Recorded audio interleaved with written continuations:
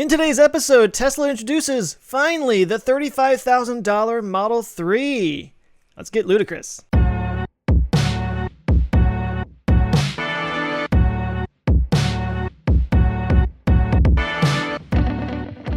Hello and welcome to Our Ludicrous Future. This is the podcast where we talk about all the cool tech stuff that is changing our lives today to make the future totally crazy and ludicrous. I am Joe Scott with the Answers with Joe YouTube channel. With me is Tim. No! Tim isn't here! What? With me is Ben Sullins. Is Tim? What's up, guys? It's Ben Sullins from Teslanomics. And yeah, we are Timless today. And we are sans Tim. We'll have to soak them all up next week. In fact, maybe next week it's just him. So yeah. So well, just to jump in, I mean, the big news right now is the Tesla. They introduced their $35,000 Model 3. So kind of that's mostly what we're going to be talking about today. We're probably going to be talking all SpaceX stuff next week because of the Crew Dragon going up. That's where Tim is today. He's in Florida doing his rock star nerd thing, and so in his absence, we're going to be talking about Tesla stuff. yeah, not a bad time to be talking about it either. As you mentioned, the $35,000 Model 3 is officially available for sale. There were a lot of additional updates there. We just want to run through them real quickly. And if you guys are watching on YouTube, you'll see this as soon as my browser comes up. And if you guys are listening, I'll try to kind of narrate here. But yeah, you can now order the standard range Tesla Model 3, which has 220 miles of range. Let me just pull it up on the computer here. Not Teslanomics.com, Tesla.com. And there were several other editions of the vehicle released. So it's not what we had before plus this new edition. It's actually several other editions, including a partial premium update. And so this one, in addition to the standard range battery, it's called Standard Range Plus. It has a partial premium interior, which they do have details on here. So the standard interior is it has manual seat and steering adjustments, which I am very curious to see. Cloth seats and base trim, which we kind of knew there were actually Model S and X vehicles that had that in the past as well. Basic audio, so fewer speakers, standard maps and navigation, so you don't get the real-time traffic updates, and I don't believe you get satellite imagery. Not sure how many. But you still get like the Google Maps and the ability to navigate, though, right? I mean, correct. That's what the standard. Okay. Yep, and then so it's just the traffic information that's missing there. I was kind of confused by that. Yeah, traffic and satellite, I believe, are the two premium map features. And then you get the center console with the storage and the USB ports, but it does not include the smartphone dock. So as Joe and Tim and myself all have one that has the smartphone dock in the little kind of front part there on the center console, the standard does not include that. The partial premium interior does have power adjustable seats, and they're heated. So, presumably that means that the standard one does not include heated seats, kind of a deal killer if you live in a colder climate. It has the premium seat material and trim, which, Joe, do you know if this is vegan leather or if it's regular leather? I believe that it's vegan, right? I assumed it's the same thing that we have, which is that vegan leather. I mean, I have the premium interior, so... Yeah, so I think Franz had said the only thing that is not vegan in terms of the leather or the premium seat materials and stuff is the steering wheel. But you can opt for that. So you place an order and then you call in and tell them you want that. I don't know if that's available on the 3 though. They have upgraded audio. So this is the immersive sound package on the partial premium. Standard maps navigation still. You get LED fog lamps. And then you get the center console. This one does have the docking for the 2 smartphones. So the standard range starts at $35,000. The standard range plus starts at $37,000. Plus you get 20 more miles of range. So this is so I was on the press call with Elon. Got to ask him a question. Feel good about that. And he didn't just shut me down immediately. So that was I felt it felt good. But moving anyway, on up. Yeah, it wasn't a who let this idiot on the call. It was a thoughtful response. We talk about that later. But yeah, so standard base $35,000, 220 miles of range. Standard range plus $2,000 more all those added interior features, which are pretty good, and 20 more miles of range. So on the call, Elon had mentioned like he thinks this is probably the best deal of all of these of all the options here. Then you go the next level to the premium interior, which is what anyone that has a Model 3 or seen a Model 3 so far has. I won't get into all those details, but it has, now you have mid-range and long range, both of which are rear-wheel drive. And one of the updates there, so just to recap, mid-range is 40,000 with 264 miles of range. The long-range rear-wheel drive is back. It is no longer discontinued, or it's not there. And it now has 325 miles of range, making it... Yeah. So we got an extra, what does that come out to? 5 or 6% or something like that? It's 15 more than we had, whatever that comes out 15 more miles. Yeah. From 310 to 325. We're not good with numbers, guys. Help us out. Someone's yelling at Hold on. Let me pull up percentagecalculator.net to figure that out, because I don't want to have to actually think. That's how bad we are. We don't even know how to use the calculator to figure it out. We have to go to the website that just says, here's your answer, dummy. Siri? Yeah. Oh, I just set off somebody's phone. Sorry. So 325 miles of range. This, I don't know if you caught that, Joe, now is the second longest range Tesla in existence. Yeah. So what is the Model S long range? It's 335? 335, yeah. And I can tell you that, honestly, those last 10 miles are very rarely going to make any difference to you. And again, if you did the math, I haven't updated it, but last time I did this, even on the long range, this price, which is now $43,000, which is, I think, a lot cheaper than what me and you paid, Joe, for this car. This is by far the best value in terms of dollars per mile of range that you get, like bar none. Like no one's even close to them in this space. Yeah. So can I just jump in real quick? So when I saw this yesterday, last night, I posted on Twitter. I posted lots of things on Twitter. Anybody who follows me on Twitter at Answers with Joe would have seen this. But I pointed out that well, first of all, so that this is basically the car that I bought. It's the long range, I guess, premium interior rear wheel drive, and they discontinued it for a while, for a few months there. So for a few months, I was like, wow, they don't even offer the same car that I bought only 6 months ago. But now it's back, and it's $14,000 cheaper than what I paid for my car. Actually, I think if you want to be fair, to add in all the extra things that I ordered on there, it was like probably closer to 10 or 11. But it's $10,000 or $11,000 cheaper than what I paid, and it gets 15 miles further of range. And I was basically, I put out a tweet that was me saying, isn't this amazing, basically. But of course, so many people thought that I was complaining about it, and I got all these responses that were like, oh, boo-hoo. And I'm like, dude, screw you. That's not what I was saying. I'm actually thrilled by this. Yeah. I don't feel like I got ripped off in any way. I'm totally happy with the purchase I made. But, you know, I spend so much time, and we spend so much time talking about like these trends of... the battery prices going down and the range getting longer, and you know I'm not especially a genius about this. I just kind of like look at the information that's out there, and I listen to like Tony Seba and people like that, and then I report it. And then when you actually see it happening, in you know the price going down $10,000 or $11,000 in 6 months, that's amazing to me. And so that's why I put that on Twitter. And of course, a lot of people misconstrue what I was saying. I just had to like clear the air on that real quick. Yeah. It's not something I'm upset about at all. I think it's amazing and awesome. And anyway. Well, this should be $6,000 cheaper than what you paid, right? Because they were, I believe, $49,000, and now it's $43,000. So it shouldn't be that much of a difference. I mean, that's still. I think I actually went through. And added all the accessories and all the different options, and it came out to about the same. Okay, yeah. So that's long range rear wheel drive with premium interior. Now is $43,000, and you should, according to Elon on the call, anyone that orders these now in the United States should get them before the end of June, which is an important date because that's the next time that the federal tax credit takes a dive to a 50 additional percent drop from where it is today. So.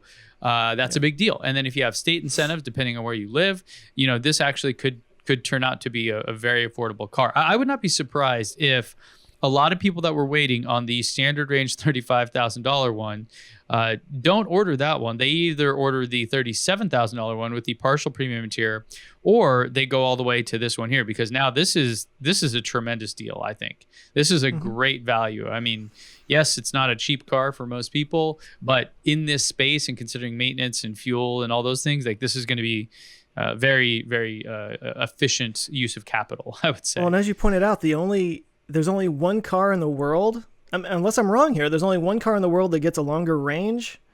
It's the higher end Model S, and that's like almost 100. Well, I mean, we can talk about that in a second because those prices went down too. But yeah. So let's continue on here. So we have the long range dual motor. So this is if you need all-wheel drive. People that live in colder climates absolutely recommend this. This is $47,000. So again, I believe this is a price drop from previous, as well as the dual motor performance model. So the performance Model 3 is $58,000. Again, just a tremendous value. Like I doubt you would be very hard pressed. I think to find a car that has a top speed of 162 miles per hour, 0 to 60 in 3.2 seconds, and is more fun to drive than this one at $58,000. I really doubt you could do it. Certainly there are cars with higher top speeds, quicker acceleration, but not for this price, not even close. So really cool stuff going on here. Just seeing that the price is coming down is fantastic. Now, you had mentioned that some of the other options here had changed. The main option that changed is under Autopilot. So now you no longer have enhanced Autopilot and full self-driving. And remember, they had removed full self-driving for a while. Now you have Autopilot, which only includes the ability to steer, accelerate, and brake automatically for other vehicles and pedestrians within your lane.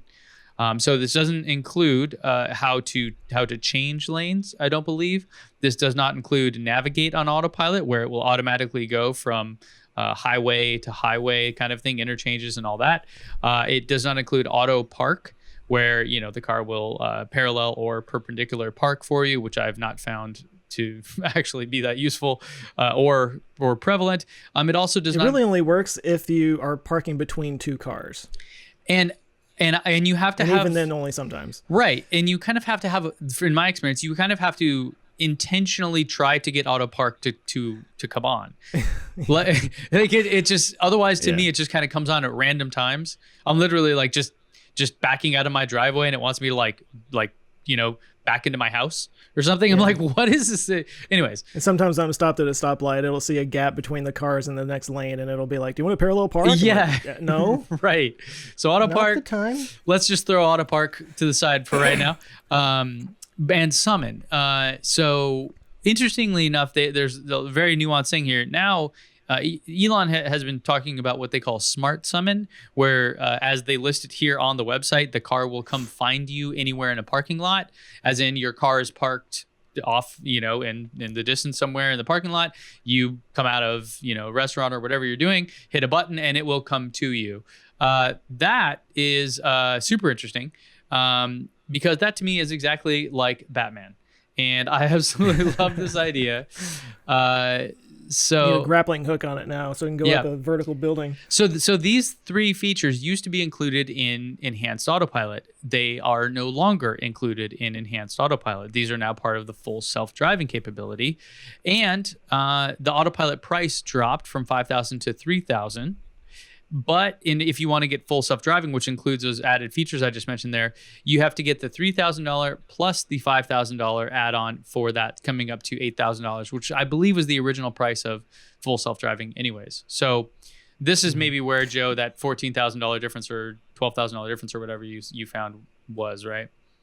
It might, that might have contributed to it a little bit. I didn't get the full self-driving when I ordered. And so my question now is, all these things like summon, which is not all that smart yet, but in the navigate on Autopilot and all that I've been able to do, is that going to go away now?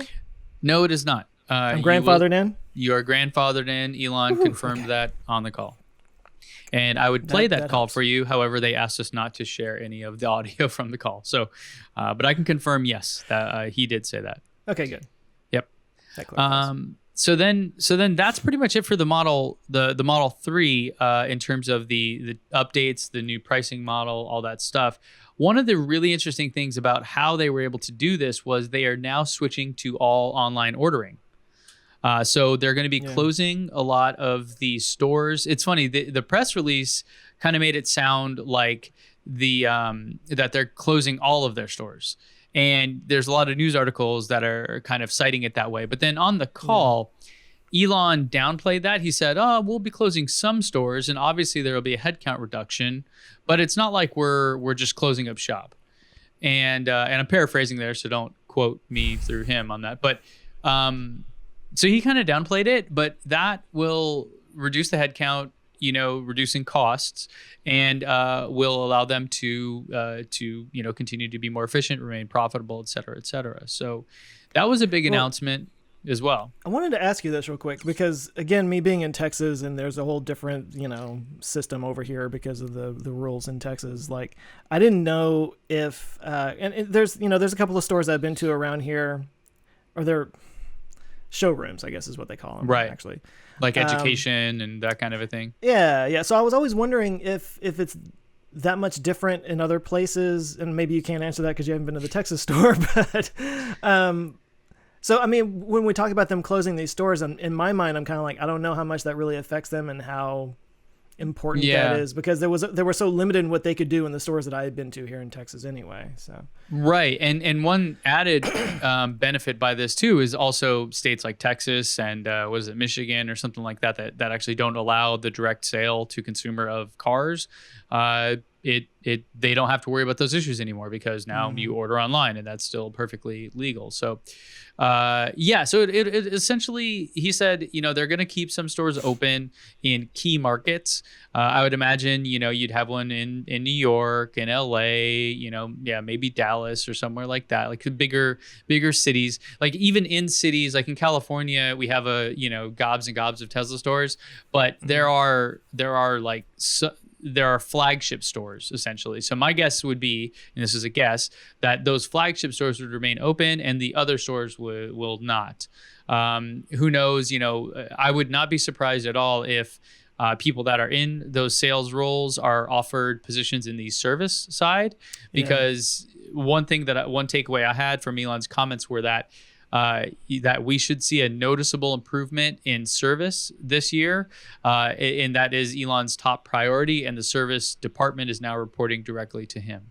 Yeah. So I wouldn't be, to me, I mean, just from a business standpoint, like, hey, you have these salespeople, they already know the company, they know the cars, they've been trained, et cetera, et cetera. Like, you've already invested quite a bit in making them your employee, and you want to increase, your service offering. To me, that would be a real easy, like, it would actually be more efficient to do that than to like fire them and then hire new service people, unless there was like an entirely different skill set or something that you need. Yeah. I mean, I think it's smart to do that. And I always kind of felt like the stores, and again, I may be skewed having, being here in Texas, but I always felt like the stores were more like a way for people to go in and see a Tesla when there weren't that many on the road. Yeah. And now there's a lot more of them on the road, so maybe they feel like they don't need that that physical place for people to go to. They can just kind of see them on the road, which is kind of funny that they would take away the referral program too. It seems like the referral program would tie into this whole idea of just letting the cars sell themselves. Maybe they'll bring it back. Maybe they will. I mean, that was my I did a whole video on that where when you look at the spend, how much it would have cost them to get that much kind of free advertising, it's actually a great use of money, even if they gave away 200 Roadsters, which is just crazy. But it's a very interesting thing. So service levels should improve. That's a big thing. Reducing costs overall, and then now these models here. It's I think very exciting. There's a lot of negative press out there, but to me, this was all very, very kind of positive and exciting stuff. Yeah.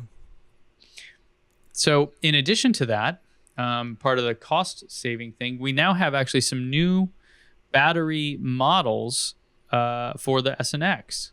Did you see this? I did. Yeah. So let's go and look. The prices have gone down for them too. Yeah, and I think that's so if you recall, it wasn't too long ago that the Model S and Model X, they got rid of the 75 kilowatt hour battery option, and then they got rid of the concept of a number tied to the model. So now it's standard range, long range, kind of everything is going in that space, and they're ignoring the actual amount of batteries in there. It's probably smart, because then that allows them to innovate on that without having to kind of, this one has 147 kilowatt hours or something stupid, right? Yeah. Well, and it creates a cohesiveness across their line, so that they're doing the same thing on all three. Yeah. So here you go. So if we're on the Tesla homepage and we're going to order a Model S, the flagship vehicle for Tesla, I will add, for those of you that are unaware. See, Tim's not here to to fight with me on that. Was it my job? Model 3 is the best. Okay, so let's see. So now we have a standard range. There you go. That's better looking. Standard range Model S at 270 miles of range, 140 mile per hour top speed, and 4.20 to 60, which is still incredibly quick. That's still faster than the standard range. Or I'm sorry, the long range Model 3. Yeah. Yeah. Well, and there's a very interesting explanation as to why. I'll give you the short version. The types of motors in the Model S and Model X are induction motors, and the Model 3 rear-wheel drive has what's called a reluctance motor. There's 5 other acronyms or 5 other words associated with that, but induction versus reluctance. And the reluctance motor, there's a lot of debate. I'm not an engineer, so don't press on me too hard about this, but right now it's more efficient, but it's not as performant. So in fact, the performance Model 3, what they have in it is the reluctance motor, just like you and I have, Joe, and a smaller version of the Model S induction motor in the front to give it that added performance. Cool. So that's why S and X are just higher performant than the Model 3. That's kind of the tech behind it. Now, the argument that I said, the open debate is about whether or not software can fix this. And I think it can, but currently that's kind of the situation. So there you have it. Okay, so now you have standard range, long range, and performance for the Model S, starting at $79,000, which is not actually. I mean, again, it's a lot of money for a car, but what you get here is a lot. And for people that don't understand the difference between, let's say, the standard range Model 3 and the standard range Model S. Before the stores all close, I would encourage you to go in one and just have a look, and you'll see all the added bells and whistles and features that you get. Then you get the long range. So this previously was the 100D, and this is $83,000 for the Model S, and this has the 335 mile range, 155 top speed, 4.10 to 60. Then you have the absolutely bonkers performance. Oh, look at that. They added a ludicrous mode add-on. I did not know. Yeah, I noticed that. Ooh, that is very interesting. Why does it make it slower? Pretty pricey too. Oh, no. Yeah, well, $15,000 for ludicrous mode. Yeah, well, it used to be $10,000. Okay. Well, still, it's more. Yeah, but see, look at this. So this is fascinating, right? So $99,000 for the Model S performance, 315 miles of range, 155 miles per hour top speed, and 3 seconds 0 to 60. The Model 3 performance, substantially cheaper than this. What did we say it was? 58,000. Yeah. And it is a 3.2 second 0 to 60, and 162 miles per hour top speed with 310 miles of range. I mean, in terms of performance, again, you are not going to find a better value than the performance Model 3 out there. That's a good metric to go by there, to look at this one and compare. Yeah. Now, before people, new Tesla owners that have never had a Model S or a Model X and driven them and lived with them, I will say there are, I don't know, a dozen or so things about the Model S that are worth paying for and that do add to the price. So it's not like, these cars are apples to apples, right? You're comparing a luxury best sedan ever made to arguably the most fun car to drive ever made, outside of like a 911 or something like that. So pretty incredible, man. And then when you go, ludicrous mode, $15,000 upgrade, you're talking 2.4 seconds 0 to 60. Now what you're looking at is a $115,000 car that compares to a $3 million Porsche 918 Spyder that is limited edition. So yeah, it's expensive, but you're in a totally different class now. You're completely outside of what any normal person would ever get. So yeah, so this is cheaper than it used to be, and the same goes for the Model X. And this is all related to closing the stores and saving money on overhead and all those kind of things. So good stuff, man. Becoming more and more affordable by the day. So okay, so when I hear a firmware upgrade, my primitive ape mind does not understand. Does that mean that, because I know they do the software upgrades, then I hear a firmware upgrade. To me, that sounds like they have to actually do some hardware upgrades and actually put a different set of hardware in there. No. So it's a software upgrade. It is a software upgrade, but the question is whether or not it will be an over-the-air update or if it will be a come into the service center update. Typically, a firmware update is more lower level. So imagine like your phone, right? If you have an iPhone iOS, so you can update, an app like your Tesla app, which is just a software update on top of that platform. Then there's like that platform getting an update as well. That's like an OS update.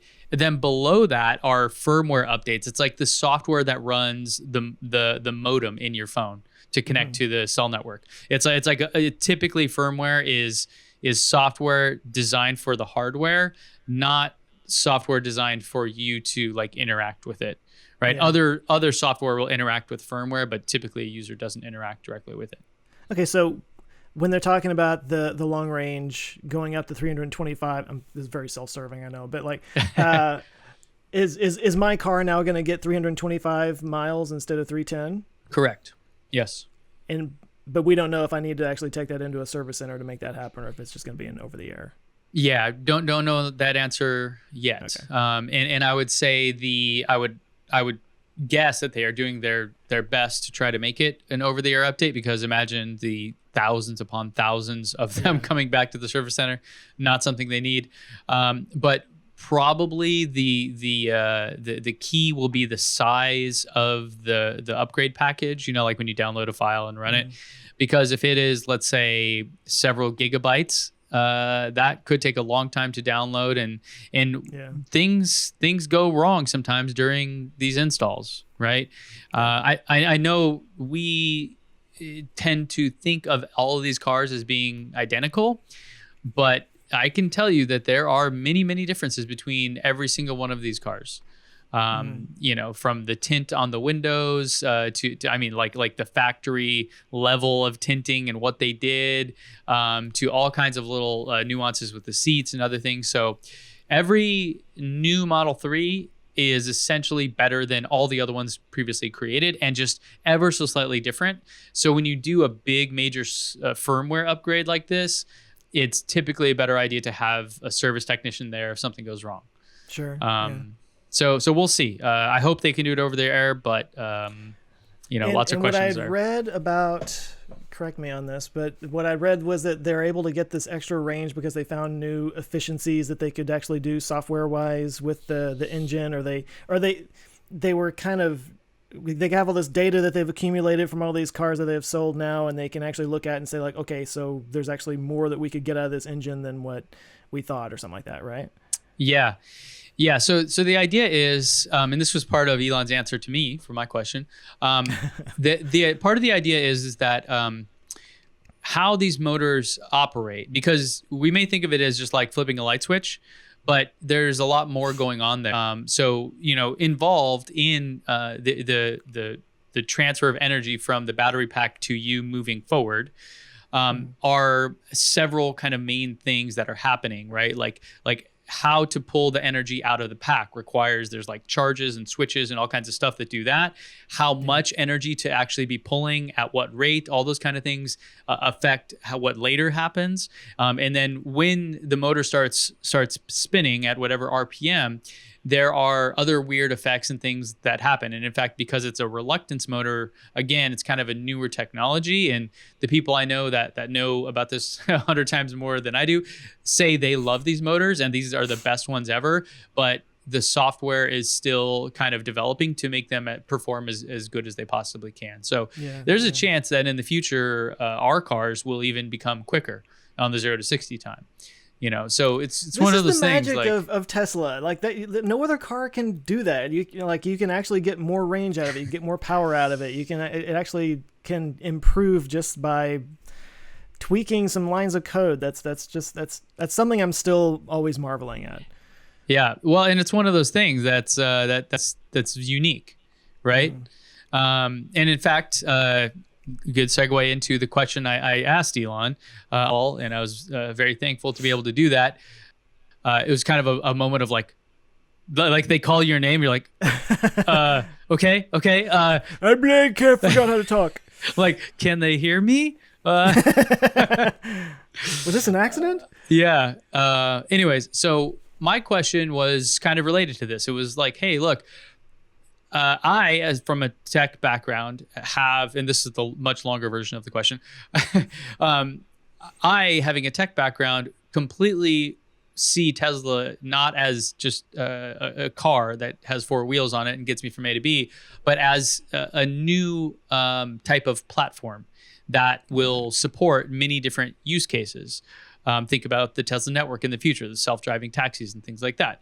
And a great testament of that is this upgrade of the range. That's incredible. Literally just, okay, it's better now. My car just got 5% better overnight. It cost me $0. Like, that's insane. So do you ever think, or have you ever considered creating an app ecosystem so third parties can build apps on top of this platform, and then you can monetize that. Essentially, they can improve the user experience without you having to take on, very little additional resources. And the answer was a firm no. Oh wow, okay. It was a firm. We've not considered that. We do not intend on doing that, and no, it'll probably never happen. They really want to micromanage everything. Well, I don't control everything. That's a tough word. The way Elon said it was that in order for that to make sense, you need to have tens of millions of users on the platform, essentially. And so he said, yeah, if and when we get to tens of millions of cars out there, we may think of it.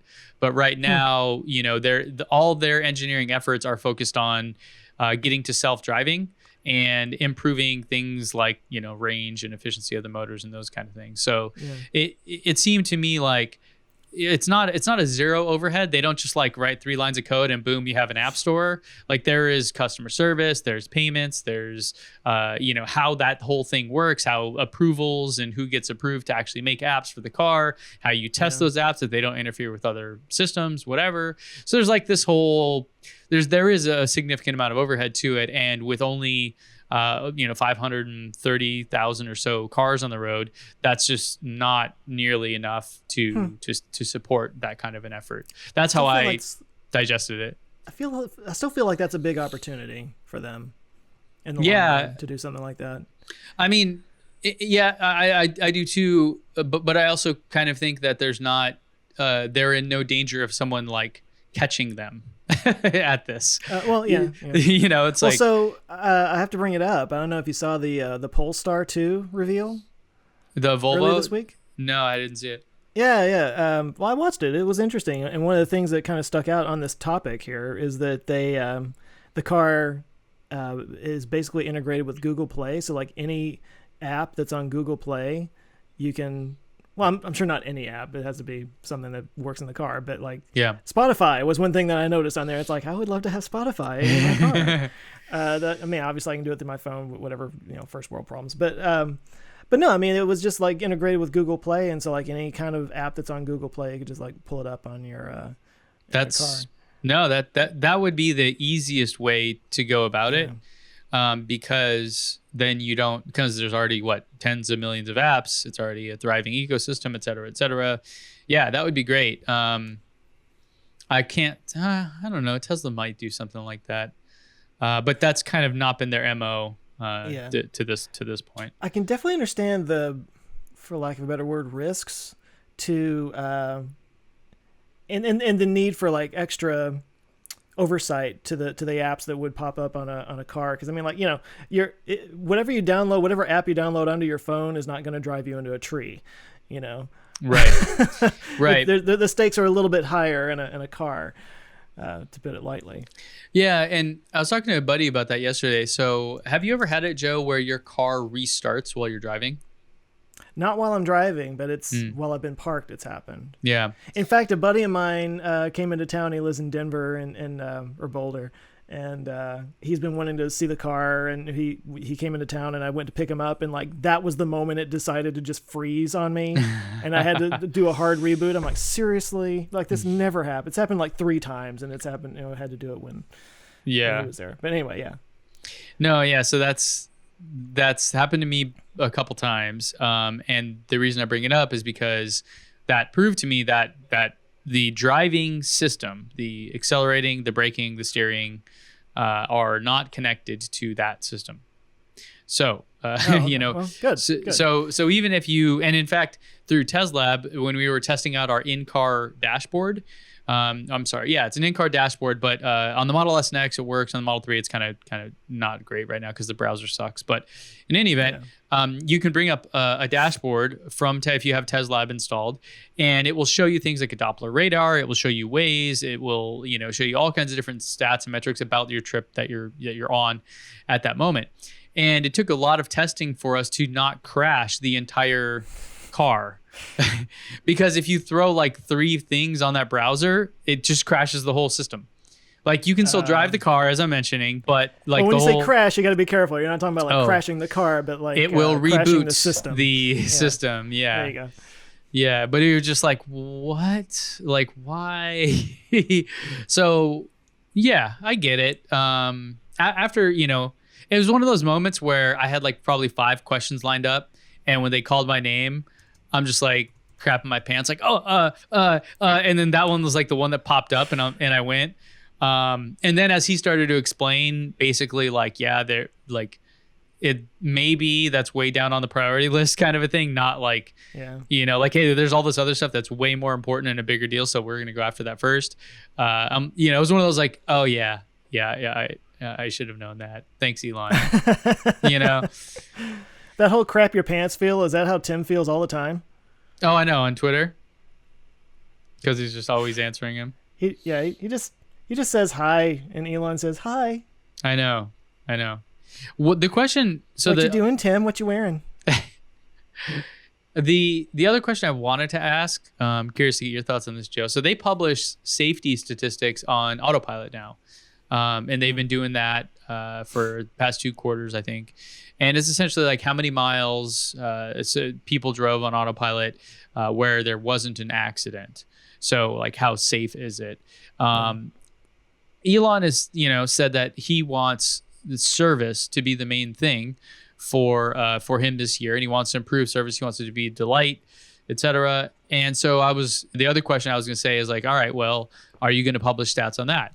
Like average wait times, average service appointments, like whatever, and because I think that would be really cool for them to publicly share that data and say, hey, yes, it is getting better, because then, we could empirically go to it and say, yes, like when a person has an issue, how big of an issue is that indicative of everyone else, or is that just like a anecdote? And not that makes them feel better, but just like the broader population. I think it'd be good if we had stats on service data, on service levels. Well, and as a data guy, you know how unreliable anecdotal evidence can be 100% in the long run, because like one bad experience can outweigh 1,000 good experience, because you expect things to go well, and so when they go well, it's not like it doesn't even register. But when something goes bad, then it's a good blog point. Posts and there's social media. So on the call, there were some other questions from other media people like myself. Uh, You're so proud. it's like a defining moment for the year. Yeah. All right. You're like, come on, man. You're waiting years for this. Zach from Clean Technica, also a great blog, had a question about what is kind of the difference between the standard versus the partial premium interior. And Elon said something about there are more wrapped parts and less plastic parts. And so I assume what he means is probably the headliners and things like that, where it has a better feel to it. It has, more material upgrades and those kind of things. And something that wasn't really discussed elsewhere was that all Model 3s get a glass roof with the infrared ultraviolet. So previously there was this idea that they would have a metal roof.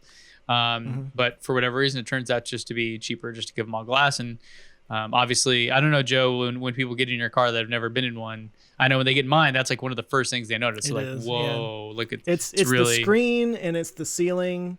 And then once you start driving, it's the punch, Yeah. I mean, what's funny about the ceiling, though, is it really is. I mean, I'm not trying to downplay it. I love it. But when you're driving, you're not doing this. You're not looking up when you're driving. So you don't really get to experience it that much. But when people get in the car, they're always like, oh, wow, and they might be looking up at buildings as you're driving past. But it's almost more for the passengers in the car than for the driver. 100%. Another question on the call that I thought was really interesting was Olivia, I believe, from the Daily Telegraph. And she asked, will this be the new standard range Model 3 for $35,000?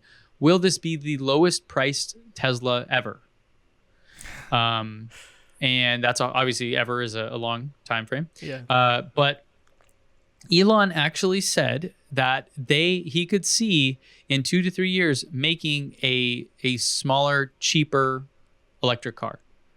And he stated this before, kind of like a smart car version of it. I know he said that with MKBHD when he interviewed him. Actually.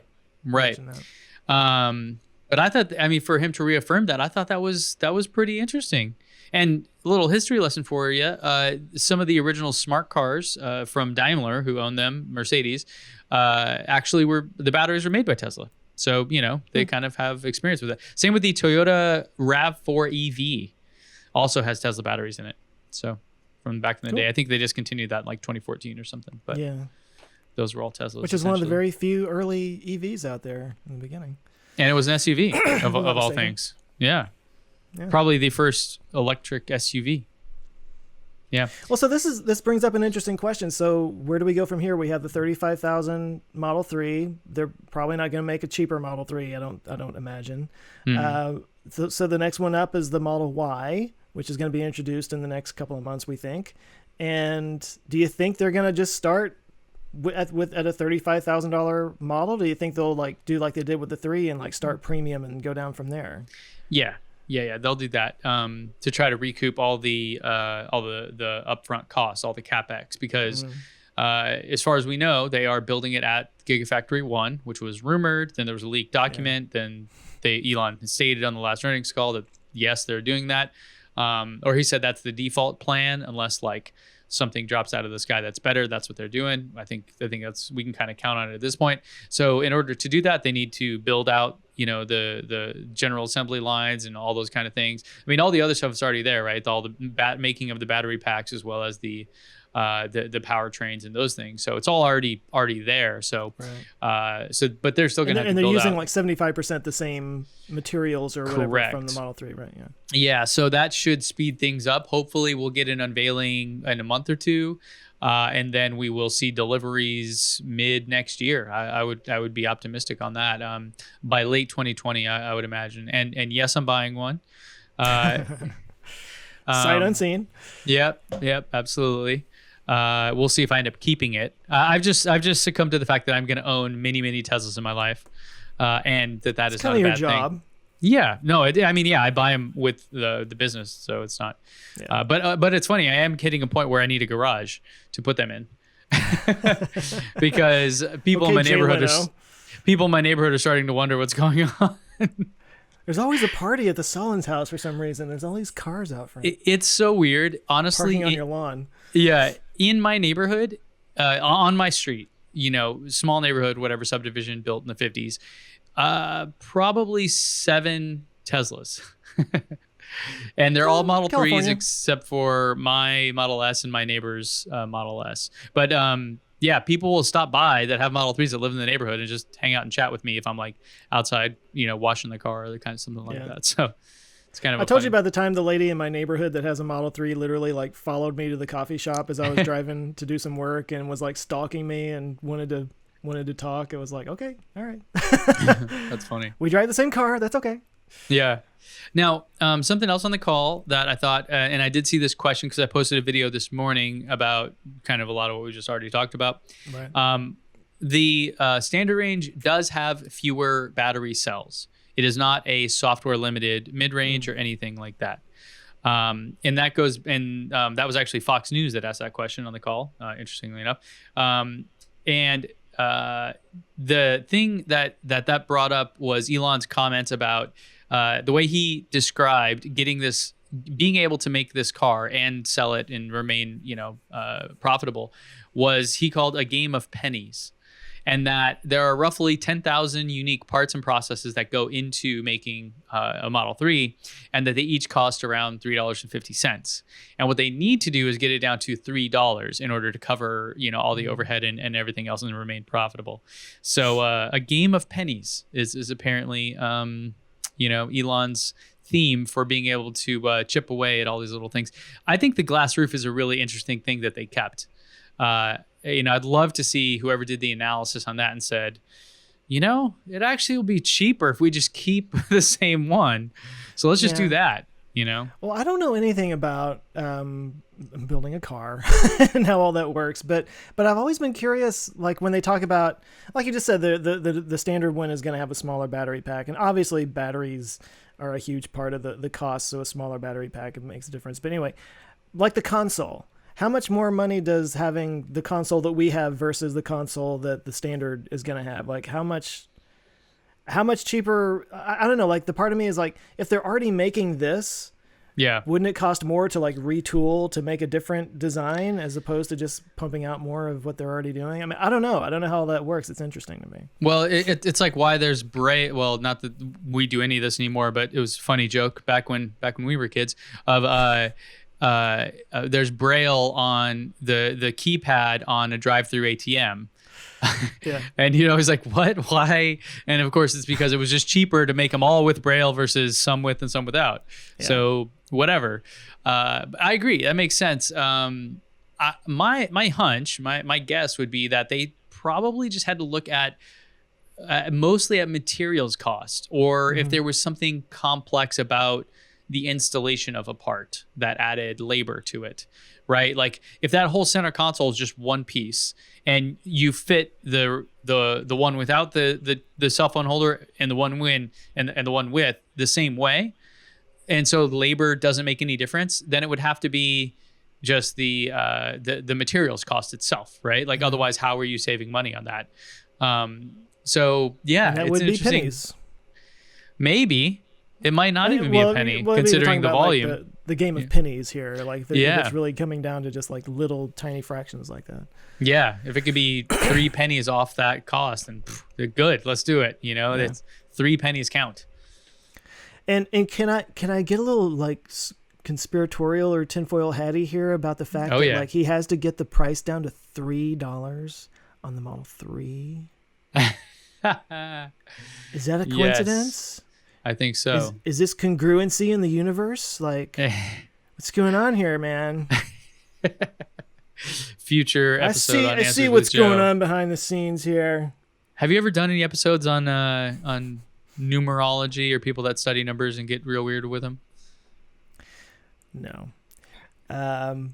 Funny story though. I don't think my mom listens to this. For a while after my parents got divorced, my mom was dating some interesting dudes, and for a while she got into sort of like numerology stuff.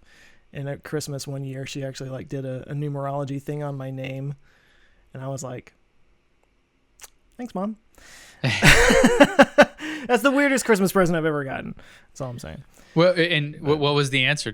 Were you doomed to live a life? The answer was I rolled my eyes through the back of my head. So I don't even you were remember. stuck looking at a camera for the rest of your life. That's what it said. Yeah, amazing. It works. The fortune cookie. So here's my big question. So sorry, going back to where I was going earlier. So we got the Model Y coming out. I'm just kind of looking ahead here. So we got the Model Y in the next couple of months.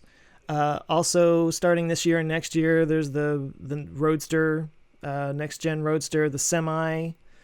And I'm guessing after that might be in, like you said, by 2022, 23, a very low model, $25,000 kind of car possibly, or $20,000 car. Mm-hmm.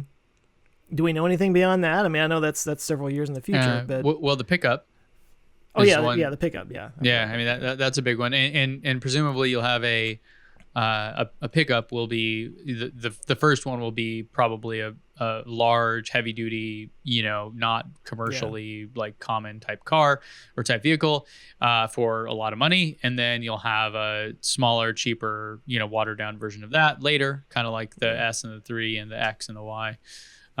So I think we'll have, they'll have those, and those could do really well. I think there's actually a lot of pressure on them now to do it, which is great. Mm-hmm. I love that. And I'm sure Elon would probably agree that, that it's cool to see companies like Rivian and even Ford, working on an electric truck, which forces Tesla to do it. So, I think that's it. I mean, I like where do they go from there? He talked about this vertical takeoff and landing plane type thing. And I mean, who knows?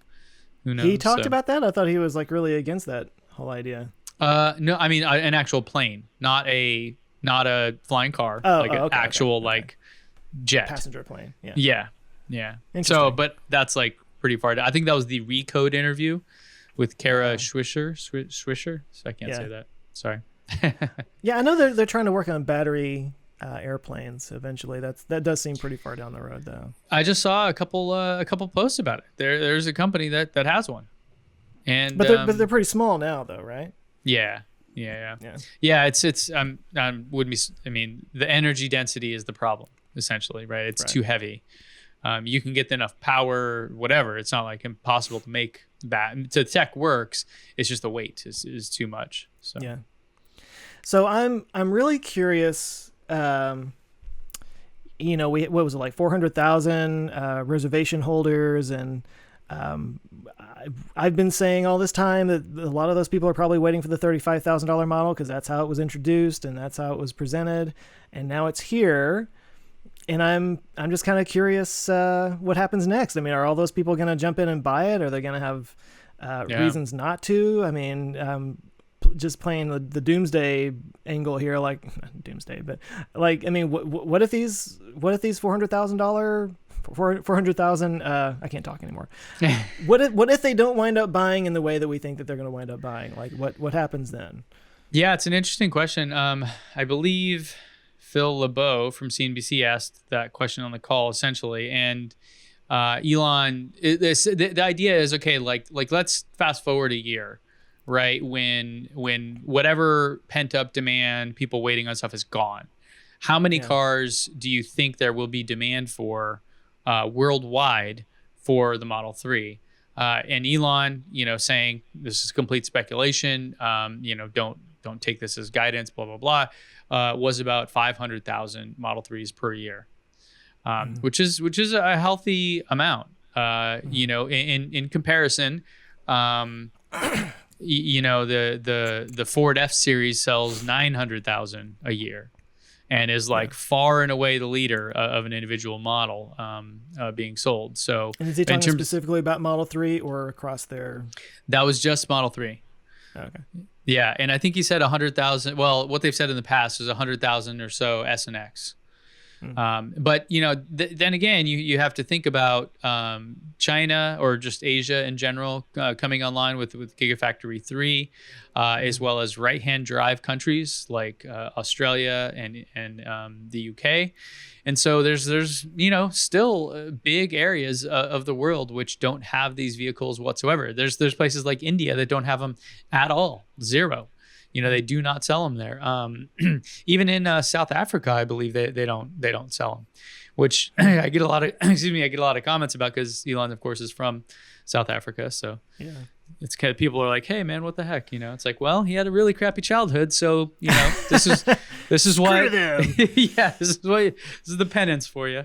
Yeah. So it'll be interesting to see for sure, and then as you get the Model Y, that I believe is a bigger segment in terms of auto sales, in terms of the types of autos being sold, and then pickup trucks being the largest in the United States anyway. So, they could be making, I think I put it at 2021, they should be over 1 million cars per year, which isn't too far away, man. So, yeah, I mean, then what happens? Then, I really see the long-term future of Tesla being the battery play, where you have maybe dozens of electric car startups that are just building on top of Tesla's platform, and they have their own nuances or things that they're doing to draw people in, that the going 400 or 500 miles on a charge and charging up super fast with the supercharger network that's just what all cars have. I kind of see them becoming more of the Qualcomm, actually. I don't know if I talked about that example before, but making the parts for the other car companies would be a big thing. Like Daimler, the van, the Sprinter van that they make, and Elon publicly saying he likes it, would like to do a collab with them. I think that'd be super cool. Yeah. Kind of jumping around here a little bit, but when they talk about closing the stores, I was wondering if the energy part of their company is going to take a little bit of a hit, because I feel like that is the place where people can go if they're interested in solar panels. Like, that's a huge investment, and they want to talk to somebody about it. And maybe there's not a place for them to go to talk to somebody now.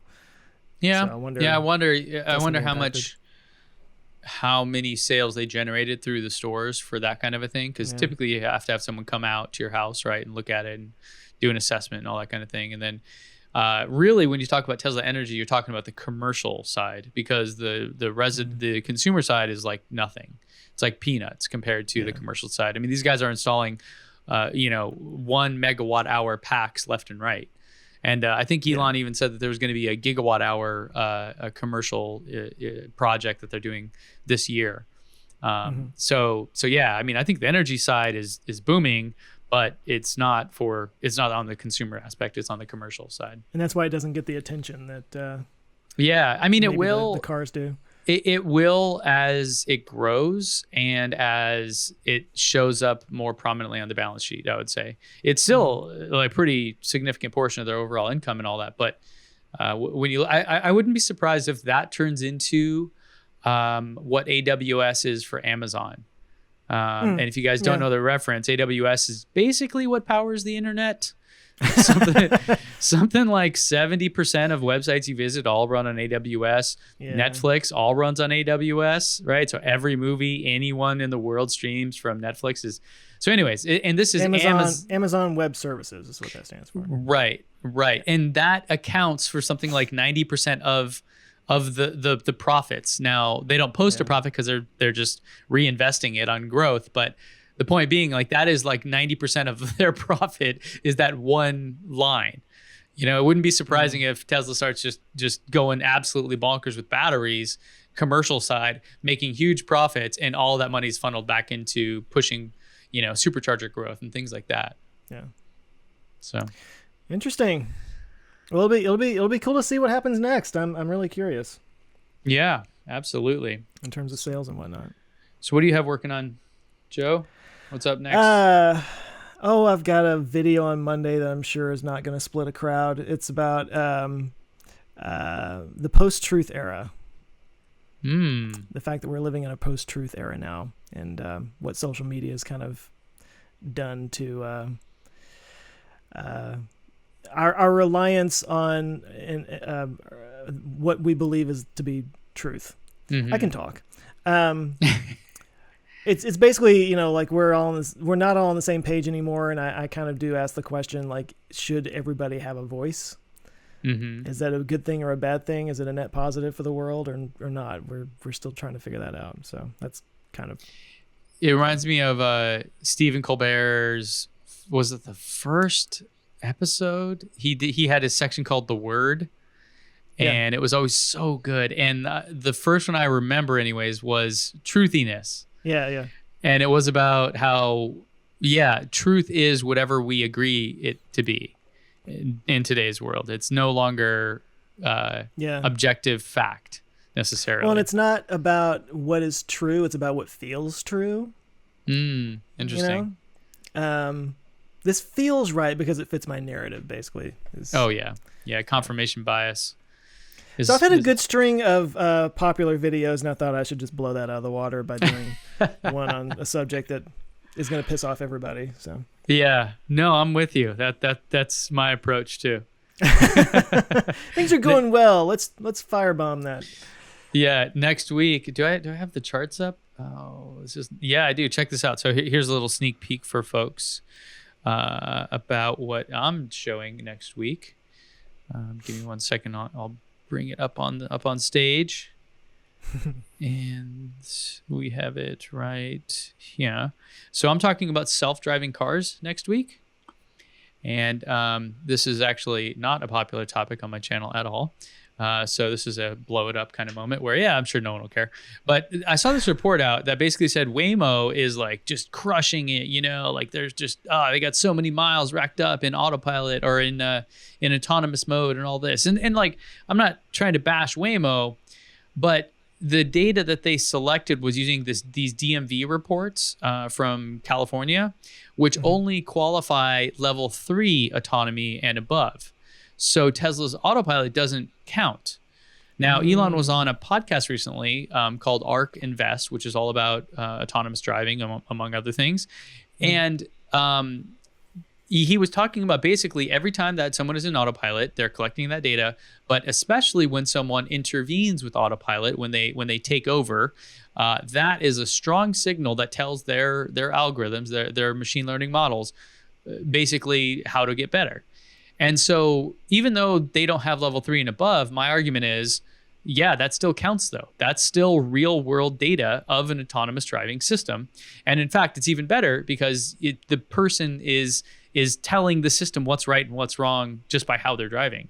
Right. And that's what Elon basically said, right? It's not just me saying that. So then if you look at Tesla to Waymo, here are the miles driven in autonomous. I had to classify this as level 2 and above. So Tesla in November of 2018 publicly stated that they had then driven, or their fleet had driven 1 billion miles on Autopilot. And I've estimated that they've got 46 million additional miles since then. And then Waymo, similarly in July of last year, said that they had driven 8 million miles on Autopilot, whatever, and that they were racking up 25,000 a day. So you just extrapolate that out to today, and they're now at 13 million miles. So give or take, but you're looking at over 1 billion miles to 13 million miles. And yet the narrative in the self-driving space, at least from some outlets, is how Waymo is just destroying everyone else. And I'm looking at it going, I think you guys are missing a few of the numbers here. This isn't quite. So I just kind of go deep into that next week. I think especially once they get their neural net chip out. Yeah. And it increases the processing so much more. I mean, I think it's going to surprise a lot of people what they're suddenly capable of with all that data at hand. Yeah. What it comes down to really is whoever has the most data will win. That's it. If you go back to 2012, there was a thing called, I think it was called ImageNet. There was this computer vision, which is one aspect of AI, and it was just trying to teach an algorithm to guess things like, what is this? Is this a hot dog or not hot dog, whatever? And they went from something like 70% accurate, I forget, someone will correct me on this, to like 87% accurate. They made like a 10% increase, and that doesn't happen. That just does not. You don't jump that big. That percentage increase that late in the game. You get like 0.25% increases, right? And the way they did it was they basically invented what we now know as machine learning. So rather than what Elon and others call a heuristics approach, where you essentially have a list of if then else statements, like if you see this, that's a hot dog. If you see this, that's not a hot dog, whatever. You will eventually reach the limitation of human intelligence, right? You will hit a point where your brain cannot come up with more if then else statements. And so that essentially is the limitation of the system. So instead, what they did is they just fed it millions of images and took millions of people labeling them, and not millions of people, but millions of images being labeled as what the image was. And then it kind of learned on its own based on those results how to predict better what the images were. So this is kind of the birth of what we now call machine learning, and then that spawned deep learning and neural nets and AI and blah blah blah. Like that whole thing we have now, kind of one significant point in it, at any rate, is that competition in 2012 when ImageNet was created. And so the answer isn't whoever makes the best software. The answer is who has the best data. And that was my argument essentially, is like with over 1 billion miles driven in an autonomous fashion, with drivers themselves self-labeling when something goes wrong, everyone else, the next competitor is 100 times behind them. It's not even a contest, right? It's like, I was telling my buddy, it's like me and Kelly Slater trying to catch waves. Technically, there's a contest here, right? But not really. There's not really a contest here. But yeah, we're both in the water, right? It can happen. So there's my completely spoiled version of next week's video, which you will guaranteed not go watch now. Yeah, there's no point. Yeah, just forget it. No, that's interesting. Now I will watch it. Well, you got one view here. Woohoo! So you can rest easy. Yeah. All right, I think that's it. We got more. For anybody watching and listening, I know this was all Tesla. I know sometimes we get comments from people that are like, "Can you talk about something other than Tesla?" We will next week, because there will be at least the Crew Dragon launch to talk about, and of course, it's happening. Probably by the time this comes out, it will will have happened. The Crew Dragon launch, maybe by the time this gets released. So English. I would say go watch it, but you may already be past the. Depends how good and fast I can edit the episode. So, but so anyway, apologies to anybody who wants to hear about more space stuff. That will be next week. But there's just so much happening right now. It was a big. Crew Dragon's a big deal. The 35,000 Model 3 is a big deal. So maybe devoting entire episodes to those things are worth doing. I don't know. Yeah. But yeah. Let us know. Tell us what you think. Yeah. All right. And we'll have Tim next week. Yay, Tim. We miss him. Cool. I think we did it, Joe. Sort of. Let's see each other in our ludicrous future. I normally don't participate in the ending thing. I know, but so see, you're required to now.